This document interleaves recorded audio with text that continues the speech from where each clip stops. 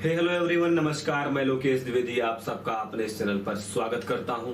दोस्तों, पिछली कक्षा में हमने अनुच्छेद 18 तक पढ़ लिया था, यानी कि कहा गया था कि किसी प्रकार की किसी को उपाधि नहीं दी जाएगी, लेकिन पद्म विभूषण, भारत रत्न जैसे पुरस्कारों को उस श्रेणी से अलग रखा गया है। आज हम अनुच्छेद 19 से 22 तक का अध्ययन करेंगे और देखते हैं 19 और 20, 21 और 22 की विषय वस्तु को।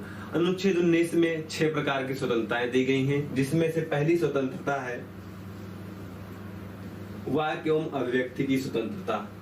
इसका क्या मतलब है? इसका सिंपल सा मतलब ये है कि व्यक्ति को बोलने की आजादी होगी और अभिव्यक्ति की आजादी होगी, यानी कि उसके मन में जो भावनाएं हैं उसे वह बोल करके या लिख करके या फिर प्रिंट करके या फिर रिकॉर्ड करके, इन्हीं किसी भी माध्यम का वह प्रयोग करके या सभी का प्रयोग करके वह किसी एक को भी फॉलो अप कर सकता है और पूरे माध्यमों को फॉलो अप कर सकता है, जिस प्रकार से उसे यह लगे कि हमारी जो बात है मैं उसको रख पा रहा हूँ। चाहे वह लिख कर कोई बात रख दे या बोल कर रख दे या फिर टेलीविजन पर या अन्य माध्यमों पर अपना विज्ञापन दे दे।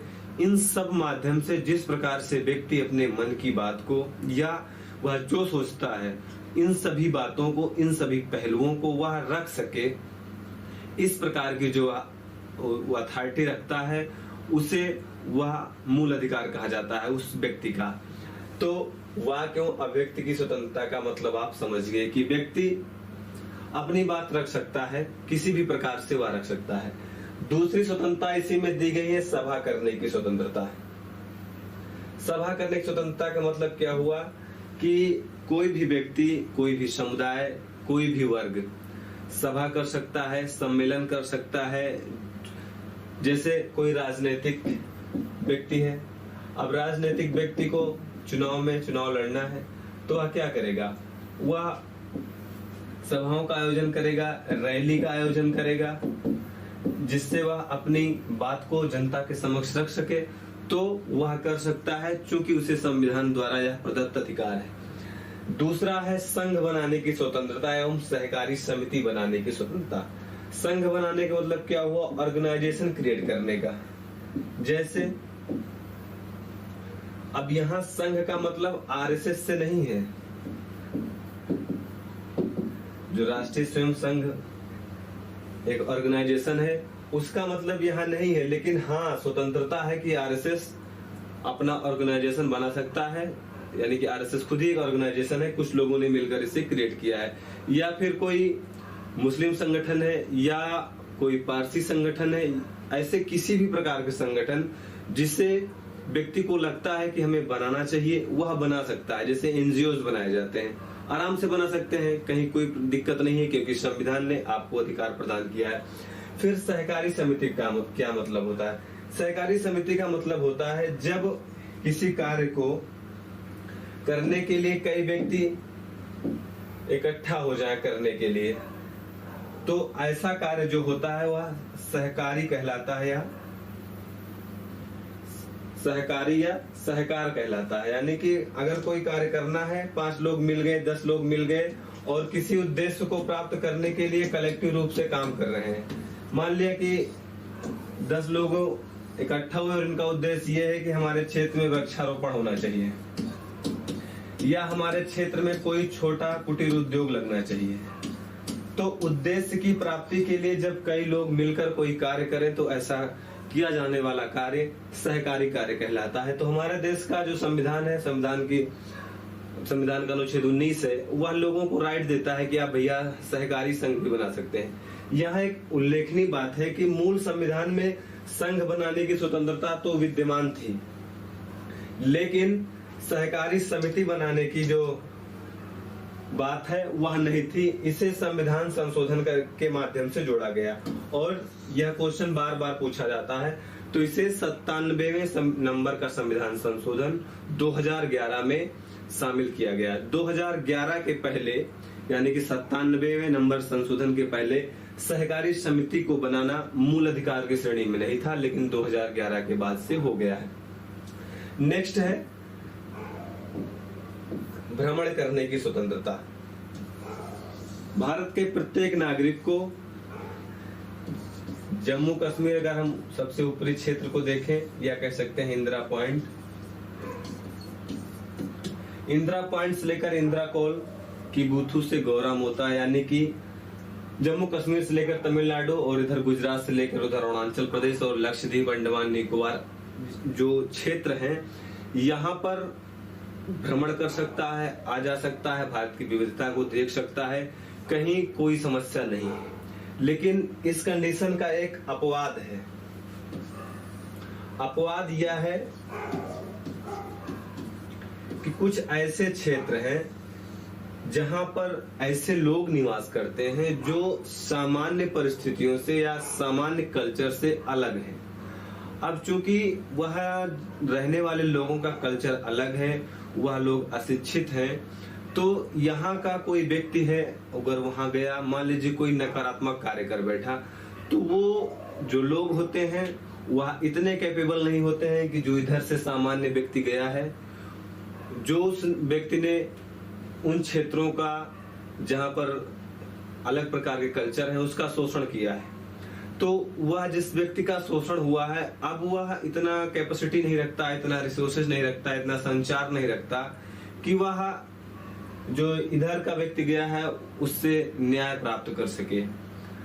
जैसे अभी भी भारत में कुछ ऐसे जनजातीय क्षेत्र हैं, वहां पर इतनी अशिक्षा है कि जब वायुयान या हेलीकॉप्टर जंगलों से या उनके एरिया से गुजरता है तो वो लोग ये नहीं जानते कि यह एरोप्लेन है, इससे मानव चला रहा है। उनका ये मानना होता है कि हमारे वन देवता जा रहे हैं। अब ऐसे क्षेत्र में जहां पर इतनी लिटरेसी कम है, वे लोग आधुनिकता से कटे हुए हैं, आधुनिकता को नहीं जान रहे हैं।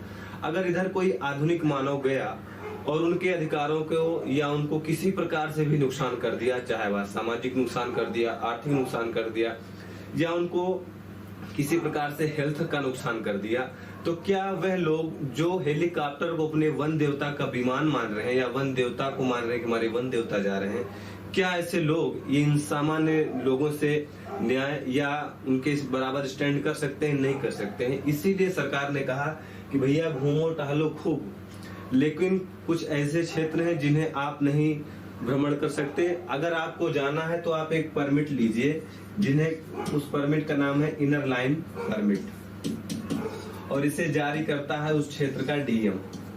और अब आप जाइए घूमिए टहलिए, लेकिन आपको इनर लाइन परमिट लेना होगा, और इनर लाइन परमिट लेते समय आपको बताना होगा कि आप क्यों इनर लाइन परमिट ले रहे हैं, वहां कब तक रहेंगे, क्या करने जा रहे हैं। ऐसी सभी जानकारियां डीएम महोदय के पास होती हैं, जिसके माध्यम से इनके साथ फ्यूचर अगर कोई प्रॉब्लम होती है तो उस व्यक्ति को पकड़ा जाए। आप समझ गए। अब कोई व्यक्ति भ्रमण किया और भ्रमण करते करते जम्मू कश्मीर पहुंच गया, जम्मू कश्मीर उसे बहुत अच्छा लगा, उसने कहा चलो क्यों ना यहीं एक घर ले लेते हैं। अब घर ले लेते हैं तो ले लीजिए घर, कोई बात नहीं है, आपको स्वतंत्रता है। इसका मतलब भी आप समझ गए कि भारत का कोई भी नागरिक कहीं भी आवास बनाकर रह सकता है। लेकिन इसका मतलब ये नहीं कि आप किसी मिलिट्री क्षेत्र में चले गए जहां पर मिलिट्री कैंप है, अब आप कह रहे हैं हम यही घर बनाएंगे, तो एक बार तो आपको समझाया जाएगा, नहीं तो आप जान ही रहे हैं मिलिट्री आदमी को पत्थर समझती है। इसका मतलब आप समझिए। फिर इसी में एक संपत्ति का अधिकार भी रखा गया था, लेकिन 44वें संविधान संशोधन के माध्यम से इसे हटा दिया गया।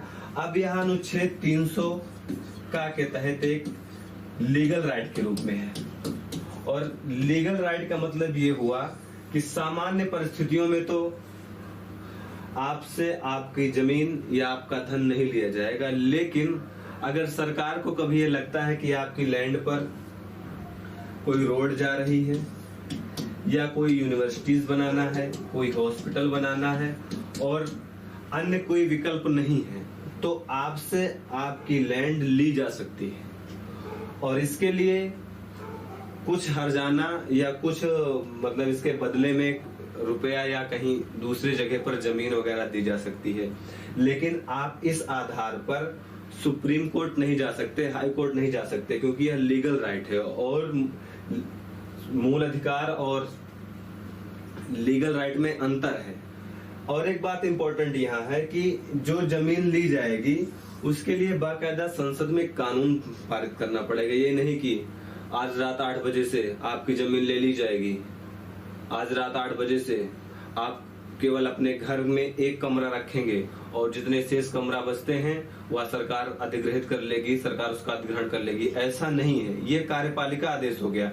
कार्यपालिका और विधायिका आदेश में क्या अंतर है जरा समझते हैं। कार्यपालिका आदेश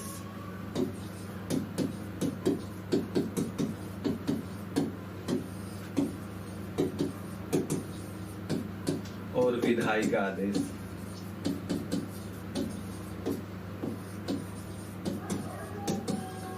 तो जो लैंड एक्वायर की जाएगी, जो लैंड अधिग्रहित की जाएगी, वह विधायिका के आदेश के द्वारा की जाएगी। और विधायिका में क्या होता है, कानून बनाया जाता है। प्रॉपर कानून बनाने वाली जो संस्था है उसका नाम है विधायिका, और इस कानून को जो लागू करने वाली संस्था है वह है कार्यपालिका। तो आप इस बात को समझ गए होंगे कि जो लैंड एक्वायर की जाएगी उस लैंड को एक्वायर करने के लिए, अधिग्रहित करने के लिए पहले विधायिका कानून बनाएगी। उसके बाद हमारे देश की जो कार्यपालिका है यानी कि मंत्री परिषद उस जमीन को लेने के लिए आदेश जारी करेगी। आगे चलते हैं।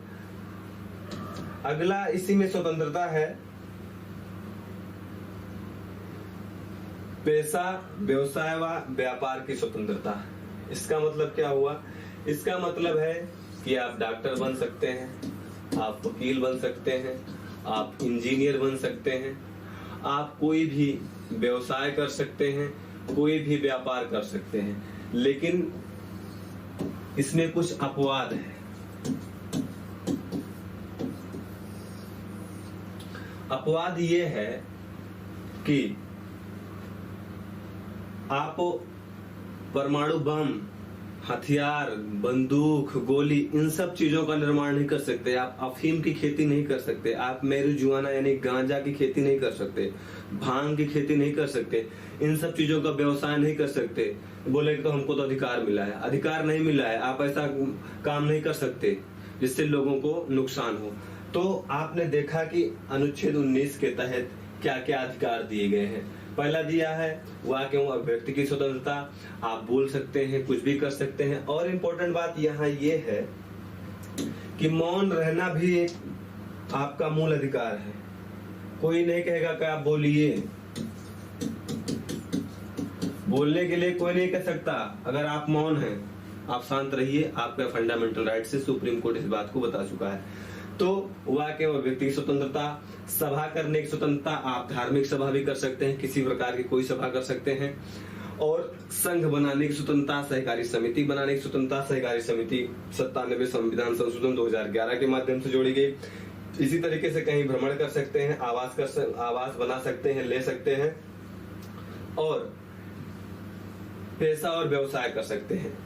अब आप अपने अधिकार को तो जान गए, लेकिन ऐसा तो है नहीं कि जो भारत में रहने वाले लोग हैं वह सभी बहुत अच्छे हैं। कुछ ऐसे भी लोग हैं जो इस देश में समस्या क्रिएट करते हैं, लोगों के अधिकारों का हनन करते हैं। तो संविधान निर्माता भी जानते थे कि आगे भी हमारे देश में कुछ अच्छे और कुछ बहुत अच्छे लोग पैदा होंगे, इसलिए जो अच्छे हैं उनको तो स्वतंत्रता दो, अपनी स्वतंत्रता का प्रयोग करें। जो बहुत अच्छे हैं उनकी कुटाई के लिए भी कुछ व्यवस्था की जाए। तो ये जो स्वतंत्रता दी गई है, इस स्वतंत्रता पर कुछ प्रतिबंध भी लगाया गया है। उन प्रतिबंधों को देख लेते हैं। जैसे राज्य की सुरक्षा के संदर्भ में अब आपको मूल अधिकार मिला है,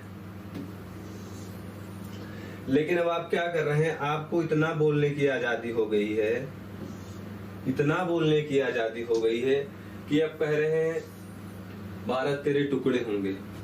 ये कैसी आजादी हुई भाई? जब भारत के टुकड़े ही हो गए तो आपने आजादी ली कहां से? भारतीय संविधान से ली। और आपको बोलने की आजादी तभी मिल सकती है जब देश सर्वाइवल में हो, देश चल रहा हो। अब जब भारत के टुकड़े ही हो जाएंगे तो फिर ना संविधान रहा, ना आपकी स्वतंत्रता रही। तो ऐसी स्थिति ना आए, आपको ही कूट काट के समझा दिया जाए, आपके ऊपर ही कोड़े लगा दिए जाए भरे चौराहे पर, नहीं जलते हुए अंगारे में आपको डाल दिया जाए कि आप दोबारा ना कह पाए भारत तेरे टुकड़े होंगे। तो आप ऐसी कोई अपनी स्वतंत्रता का प्रयोग करके गतिविधि नहीं कर सकते जिससे राष्ट्र की सुरक्षा ही खतरे में आ जाए। तो चला आपने बम बना लिया और गए संसद भवन पर उड़ा दिए। भाई आपको व्यवसाय करने की स्वतंत्रता है, व्यापार करने की स्वतंत्रता है, पैसा करने की स्वतंत्रता है, और आपने कोई ऐसा व्यापार, ऐसा कोई पैसा किया कि जाके सुप्रीम कोर्ट को ही उड़ाने के लिए मन बना लिए, रणनीति बना लिए। तो आपको रख के क्या फायदा कि आप पूरे देश को तबाह करने में लगे हैं। तो फिर आपके लिए व्यवस्था है, ये आग है, ये कड़ाहा है, इसमें गरम तेल खौलता रहेगा, आपको इसी में डाल दिया जाए।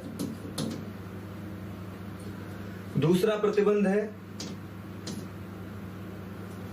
विदेशी राज्यों के संदर्भ में। इसका क्या मतलब हुआ? इसका ये मतलब हुआ कि हमारे जिन देशों के साथ अच्छे संबंध हैं, मान लीजिए फॉर एग्जांपल रूस के साथ हमारे बहुत अच्छे संबंध हैं, यूएई के साथ हमारे बहुत अच्छे संबंध हैं, ठीक है, अमेरिका के साथ हमारे अच्छे संबंध हैं, इजराइल के साथ हमारे अच्छे संबंध हैं। अब एक बात बताइए, अच्छे संबंध हैं हमारे और इसमें अन्य देश भी आएंगे जिनसे हमारे अच्छे संबंध हैं। अब आपको बोलने की आजादी मिली है, रूस का राष्ट्रपति यानी कि प्रेसिडेंट भारत आए हैं, और आप जिस रास्ते से रूस के राष्ट्रपति जा रहे हैं, क्योंकि आपको बोलने की आजादी मिली हुई है, वाक्यों व्यक्ति स्वतंत्रता में आप माइक लगाकर भी बोल सकते हैं, या फिर आपको आजादी है, आप कोई कार्टून भाई बना सकते हैं, आप इन सब माध्यमों से अपनी स्वतंत्रता का प्रयोग कर सकते हैं, संविधान ने आपको अधिकार दिया है। लेकिन इस पर प्रतिबंध है कि हमारे जो मित्र देश हैं उन देशों के साथ आप संबंध नहीं खराब करेंगे। आप संबंध खराब कैसे कर सकते हैं? मान लीजिए रूस के राष्ट्रपति जा रहे हैं और आप बड़ा सा माइक लगा के डीजे आप रूस के राष्ट्रपति को गालियां देना शुरू कर दिए, रूस के राष्ट्रपति का कार्टून निगेटिव बना दिए। तो इसी तरीके से अमेरिका का राष्ट्रपति आया हुआ है, अमेरिका के राष्ट्रपति को आपने भद्दी भद्दी गालियां देना शुरू कर दिया, उसका गलत कार्टून बना दिया, या आपने कोई वीडियो बना के उसको सर्कुलेट कर दिया। तो क्या हुआ कि आपके इस कृत्य से, जो कि आप भारतीय नागरिक हैं, और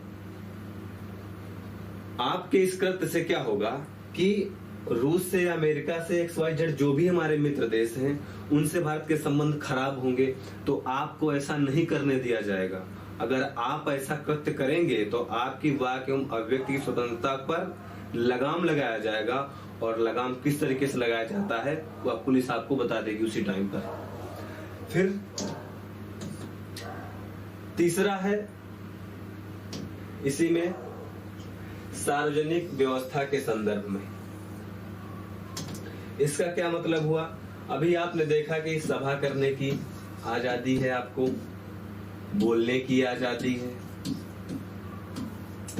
ठीक है, संघ बनाने की आजादी है, व्यवसाय करने की आजादी है, ठीक है, और मान लीजिए भ्रमण करने की भी आजादी है और आवास बनाने की भी आजादी है। अब आप सार्वजनिक व्यवस्था को कैसे डिस्ट्रॉय कर सकते हैं? अब आप क्या करेंगे कि मान लीजिए दो वर्ग हैं, दोनों वर्ग यहां निवास कर रहे हैं, और ये मान लीजिए हिंदू कम्युनिटी है, ये मुस्लिम कम्युनिटी है। अब कोई ऐसा अराजक तत्व जिसको भारत की एकता से, भारत की शांति से, भारत की समृद्धि से कोई मतलब नहीं है सिवाय उसकी उद्दंडता, उसे सिर्फ उद्दंडता ही करनी है। तो क्या करे, कुछ ऐसी अपनी आजादी का प्रयोग करे। आजकल तो सोशल मीडिया का जमाना है, किसी भी न्यूज को, किसी भी हेट स्पीच को बड़ी जल्दी से सर्कुलेट किया जा सकता है। तो यह व्यक्ति कहेगा हमको वाक एवं अभिव्यक्ति की स्वतंत्रता है, और वाक एवं अभिव्यक्ति की स्वतंत्रता में मोबाइल चलाना, इंटरनेट, ये सब आ जाता है। तो ठीक है, आ जाता है तो आपके लिए भी व्यवस्था की जाएगी। तो आप ऐसा कोई काम नहीं करेंगे कि जो सार्वजनिक व्यवस्था है वह डिस्ट्रॉय हो जाए, यानी कि आप हिंदू और मुस्लिम संप्रदाय में या वर्ग में लड़ाई करवा दें। आपको इतनी स्वतंत्रता नहीं है। अगर आप ऐसा करेंगे तो आपको कूटा जाएगा। फिर इसी तरीके से सार्वजनिक व्यवस्था के संदर्भ में क्या हुआ, मान लीजिए कहीं पर कोई आंदोलन हो रहा है या फिर कोई दंगा हो गया या फसाद हो गया, तब ऐसी स्थिति में कर्फ्यू लग जाता है।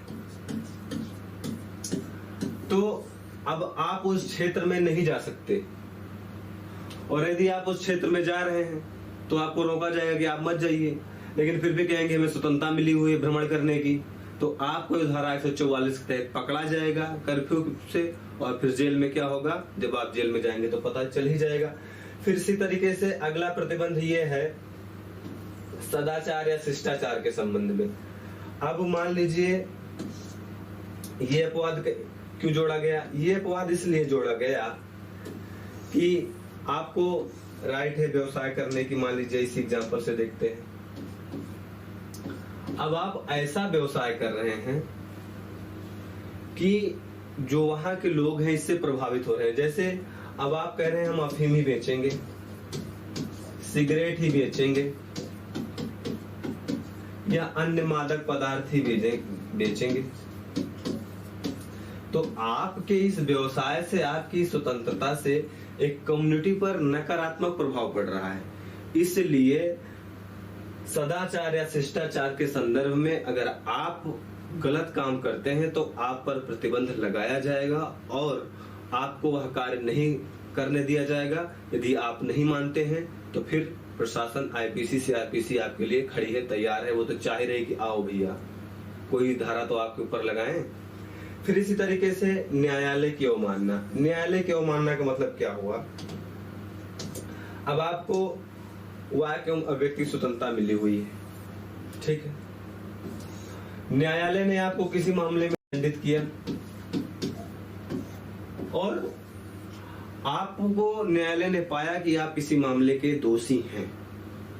अब आप न्यायालय के उस कोर्ट के आदेश को ना माने, या फिर न्यायालय ने जो निर्णय दिया है वह सकारात्मक है फिर भी आप न्यायालय की बुराई कर रहे हैं, तो आपको नहीं करने दिया जाएगा। और ये नहीं कहा जाएगा, नहीं कहने दिया जाएगा, या इस आधार पर आपको नहीं छोड़ा जाएगा कि आपको अनुच्छेद 19 के तहत वाक एवं अभिव्यक्ति की स्वतंत्रता मिली है। वाक एवं अभिव्यक्ति की स्वतंत्रता मिली है, लेकिन इसका मतलब ये नहीं कि आप कोर्ट का, जुडिशरी की अवमानना करेंगे। फिर अगला इसी में है मानहानि। अब मानहानि क्या होता है, बोलकर, चित्र बनाकर या अन्य माध्यमों से किसी व्यक्ति की छवि को खराब करना, किसी को गाली देना पब्लिक प्लेस पर, किसी का गलत कार्टून बना देना। कार्टून बना सकते हैं लेकिन नकारात्मक कार्टून नहीं बना सकते हैं। किसी का अन्य प्रकार, अन्य माध्यमों से नुकसान पहुंचाना, या किसी व्यक्ति का मानहानि हो गया, तो आपको आजादी इतनी नहीं है कि आप किसी व्यक्ति के प्रतिष्ठा को, उसकी सामाजिक रेपुटेशन को खराब करें। यदि आप ऐसा करते हैं तो यह माना जाएगा कि आप अपनी स्वतंत्रता का प्रयोग किसी की स्वतंत्रता का हनन करने के लिए कर रहे हैं और आप एक दोषी व्यक्ति हैं, और दोषी व्यक्ति के लिए फिर तो सजा का प्रावधान है ये है। इसी तरीके से अपराध के उद्दीपन में, इसका मतलब समझिए आपको बोलने की आजादी मिली हुई है, ठीक है, या फिर आपको व्यवसाय करने की आजादी मिली हुई है। इस 2 पॉइंट से आप इस उदाहरण को समझिए।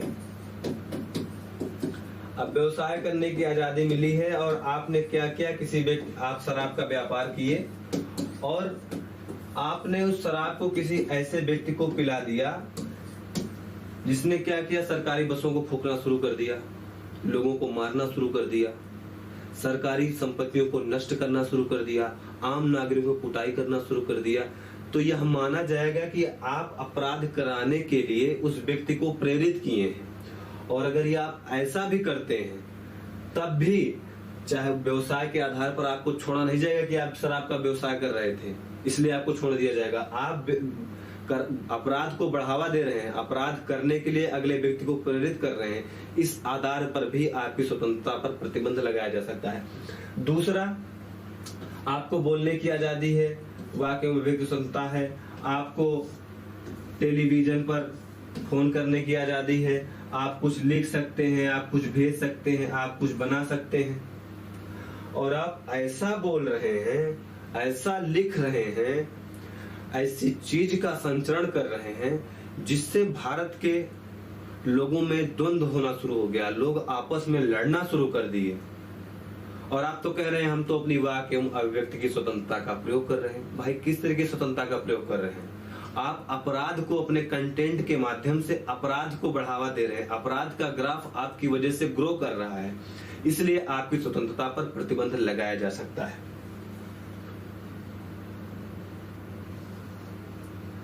तो ये थे अनुच्छेद 19 के तहत जो स्वतंत्रता मिली है, उस स्वतंत्रता का आप खूब प्रयोग करें, लेकिन आप इतने स्वतंत्रता का प्रयोग ना करें कि राज्य को ही परेशानी का सामना करना पड़े, राष्ट्र की एकता अखंडता ही डिस्ट्रॉय हो जाए, भारत तेरे टुकड़े होंगे, किसी व्यक्ति की स्वतंत्रता का हनन ना हो। अब आपको बोलने की आजादी है, कोई सो रहा है, उसके कान की तरफ स्पीकर लगा दिए और आप बोलेंगे हमें तो वाक्य में व्यक्ति की स्वतंत्रता है, हम गाना बजाकर या माइक लगाकर अपनी बात की अभिव्यक्ति कर रहे हैं। तो एक बात मुझे बताइए, क्या वो व्यक्ति जो सो रहा है उसको अधिकार नहीं मिला है? तो अगर आप उसके कान पर माइक लगाएंगे तो फिर वो आपके कान पर झापड़ भी लगा सकता है, वो लगाएगा तो लगाएगा, नहीं कानून तो लगाएगा ही। अब देखिए जरा कुछ उदाहरण से समझ लीजिए वाक्य एवं अभिव्यक्ति स्वतंत्रता को। अब देख रहे हैं लिखा हुआ है the right freedom of speech and expression. Mike ली हुई है आप महिला, ये देखिए माइक दिख रहा है इसमें, ये देखिए, और यह महिला दिख ही रही है, इसकी आंखें वांखें बनी हुई हैं, ऐसी बात नहीं। तो संविधान ने स्वतंत्रता दी है कि आप भैया कुछ बोलिए, माइक लेके बोल रहे हैं। अब जरा देखिए, जब अभी हाल ही में कुछ दिन पहले अनुच्छेद 370 रिमूव किया गया था, आर्टिकल 370 जब रिमूव किया गया था, तो ये बहन जी जो हैं और ये भाई साहब मतलब दादाजी जो हैं, ये लोग इन्होंने एक स्टेटमेंट दिया कि अगर जम्मू कश्मीर से धारा 370 हटाई गई तो जम्मू कश्मीर में लाशों को कंधा देने वाला कोई नहीं मिलेगा। अब ये इनका जम्मू कश्मीर के प्रति जो प्यार है उसके अकॉर्डिंग इन्होंने बोला, या किस आधार पर इन्होंने बोला इसको तो ये जाने, या हमारे देश का कानून जाने, हमारे देश की सरकार जाने कि किस आधार पर इन्होंने इनको अरेस्ट किया है। तो इनसे इनकी जो बात है भी आपने देखा कि अपराध को उद्दीपन करना। अब ये एक तरीके से देखा जाए तो ये कह रहे हैं कि लाश को कंधा देने वाला कोई नहीं मिलेगा। इसका मतलब ये इस बात को हवा दे रही हैं, इस बात को बढ़ावा दे रही हैं, अपराध का उद्दीपन कर रही हैं कि लोग आपस में लड़ें और सरकार के निर्णय के विरुद्ध कार्य करें। सरकार के निर्णय का जो अपोजिशन किया जा सकता है, उसका विरोध किया जा सकता है, लेकिन किसी इस माध्यम से विरोध नहीं किया जा सकता है कि लोगों की जानें चली जाएं, राष्ट्र की एकता अखंडता ही समाप्त हो जाए। तो एक मामला ये था, और दूसरा मामला इन्होंने भाई साहब ने भी कुछ ऐसे स्टेटमेंट दिया, तब अपवाद उठाया गया। और अपवाद को पालन करने वाला कौन है? अब कोई अपराधी है तो उसको दंड कौन देगा? देख रहे हैं पुलिस। अब इन्होंने डंडे मातरम शुरू कर दिया, वंदे मातरम की जगह इन्होंने डंडे मातरम शुरू कर दिया और इन लोगों को उठा के अंदर कर दिया। अब पूरे भारत में या विश्व में हल्ला होने लगा। भारत के कुछ नेताओं ने कहना शुरू कर दिया कि आपने इनको सब अंदर कैसे कर दिया। तो उन्होंने कहा कि देखिए पुलिस ने जो किया, अब हम क्या करें, भारत में सब ठीक ठाक है, आप लोग शांति से रहिए। आप इस चित्र के माध्यम से थोड़ा आपको आसानी हुई होगी फंडामेंटल राइट समझने में। आपको अधिकार है, आप खूब बोलिए, लेकिन ज्यादा बोलेंगे तो डंडे मातरम वाले इधर खड़े हैं, देखो महिला भाग रही है, यहाँ पुरुष भी हो सकता है, ऐसी बात नहीं है। तो आप खूब बोलिए, लेकिन ऐसा नहीं बोलिए जिससे देश की एकता अखंडता खराब हो जाए, लोगों के मध्य लड़ाई होना शुरू हो जाए। ठीक है, अगर आप ऐसा बोलेंगे तो डंडे मातरम हो, बाकी बाद में मोदी जी कहेंगे भारत में सब ठीक है, कहीं कोई समस्या नहीं है। अब आगे देखते हैं अनुच्छेद 20, इंपॉर्टेंट। यह अनुच्छेद कहता है अपराधों से दोषी सिद्धि के संबंध में संरक्षण। इसका क्या मतलब हुआ? इसका 3 संदर्भों में अर्थ निकाला जा सकता है। इस आर्टिकल को समझने के लिए पहले 3 बातें समझ लो, उसके बाद आपको आर्टिकल अपने आप ही समझ में आ जाएगा। पहली बात है कार्यतर विधि से संरक्षण। इसका मतलब ये हुआ कि मान लीजिए आज कोई वाई नाम का व्यक्ति है और यह एक क्राइम करता है। मान लीजिए यह क्राइम किया, किसी को कूट दिया या पिटाई कर दी किसी की, और वर्तमान समय में जो किसी व्यक्ति को पीटने पर उस अपराधी को सजा है वह मान लीजिए 6 माह की है, 6 माह की है, और इस पर मान लीजिए 5,000 का जुर्माना है, 5,000 का जुर्माना है। और क्या होता है, कुछ दिन बाद यह जो सजा है कुटाई करने की, यह 12 महीने हो जाती है, और जो जुर्माना है यह हो जाता है 10,000 रुपए। और इस व्यक्ति ने आज क्राइम किया, मान लीजिए आज की डेट में क्राइम किया, और आज की डेट का जो क्राइम करने का सजा है वह 6 महीना और 5,000 रुपए है। तो इस व्यक्ति को जो सजा दी जाएगी वह वर्तमान समय की सजा दी जाएगी, यानी कि ये वाली सजा दी जाएगी, ये वाली सजा नहीं दी जाएगी। क्योंकि जब इस व्यक्ति, जो यह व्यक्ति है, इस व्यक्ति की पिटाई कर रहा है, तो हमारे कानून में पिटाई करने की जो सजा है वह 6 माह और 5,000 रुपए है आज की डेट में, वर्तमान की डेट में, या जब अपराध घटित हो रहा है। तो ये जो वाई नाम का व्यक्ति है उसे 6 माह की सजा और 5,000 का ही जुर्माना देना पड़ेगा। अब मान लीजिए ये व्यक्ति 6 महीना और 5,000 रुपए जुर्माना दे दिया, फिर अब जज साहब के सामने जाके कह सकता है, साहब पिटाई किए थे और उसकी आपने सजा दिया था, सजा हम काट के आ गए। तो जज साहब कहेंगे ठीक है, बहुत बढ़िया, सजा काटा है, अब मत कूटना। लेकिन जज साहब ये नहीं कह सकते, इधर आओ। अब तो सजा पर जो अपराध की सजा है वह 12 महीना और 10,000 रुपए है, चलो पकड़ो तुमको फिर जेल में डाल देते हैं, ऐसा नहीं होगा। तो अपराध घटित होते समय जो सजा है वही सजा दी जाएगी, भले ही बाद में उस सजा में कमी की जाए या फिर बढ़ावा दे दिया जाए। कमी कर दिया जाएगा तब तो फायदा हो जाएगा। अगर मान लीजिए कमी कर दी गई 5 महीना और यह व्यक्ति 5 महीना या 4 महीना हो गया है, तो 1 महीना और जेल में रहेगा, छोड़ दिया जाएगा। लेकिन अगर 12 महीने कर दिया गया तो ये नहीं माना जाएगा। इंपॉर्टेंट बात। दूसरा इसी में समझिए, दोहरे दंड से संरक्षण। अभी हमने आपको बताया कि किसी भी व्यक्ति को, मान लीजिए ये वाई व्यक्ति था और इस व्यक्ति ने कोई क्राइम किया और इस क्राइम के बदले उसे दंड मिल गया और दंड को उसने पूरा भी कर लिया और वह चला आया। तो अब उस व्यक्ति को दोबारा दंड नहीं दिया जाएगा कि पकड़ के चलो फिर तुमको दंड देंगे। अब दंड नहीं मिलेगा क्योंकि वह व्यक्ति अपराध को की जो सजा थी उसे काट चुका है। अब तीसरा है आत्म अभिशंसन से संरक्षण। इसका मतलब क्या हुआ? इसका मतलब ये हुआ कि किसी व्यक्ति को अपने विरुद्ध गवाही देने के लिए बाध्य नहीं किया जाएगा, कि तुम स्वीकार करो कि तुमने इनको मारा है, या तुमने इनको जान से मार दिया है, या तुमने राष्ट्रीय संपत्ति का नुकसान किया है, या किसी भी प्रकार के ऐसे मामले हैं जिसमें उस व्यक्ति को या किसी भी व्यक्ति को अपराध स्वीकार करने के लिए फोर्स नहीं किया जाएगा। अपराध किया है तो उसे पकड़ा जाएगा जांच में, लेकिन बिना अपराध किए किसी व्यक्ति को अपराधी बनने के लिए घोषित नहीं किया जाएगा। अलग की बात है कि भारतीय पुलिस कुछ भी करा लेती है।